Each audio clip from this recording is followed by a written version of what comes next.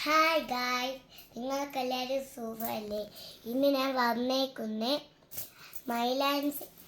മൈലാഞ്ചി കോയിൻസ് ഇടാൻ വേണ്ടിയാണ്. അപ്പോൾ ഇന്ന് നമുക്ക് തുടങ്ങാം. ഗൈസ്, അപ്പോൾ നമുക്ക് സംസാരിച്ചുകൊണ്ടിരാം.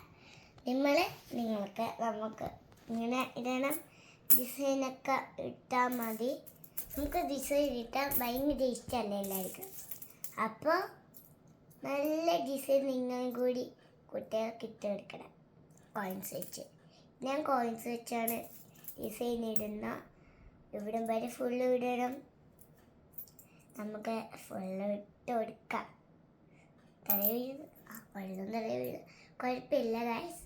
അപ്പോൾ നമുക്ക് സൂക്ഷിച്ചിടാം. Okay guys,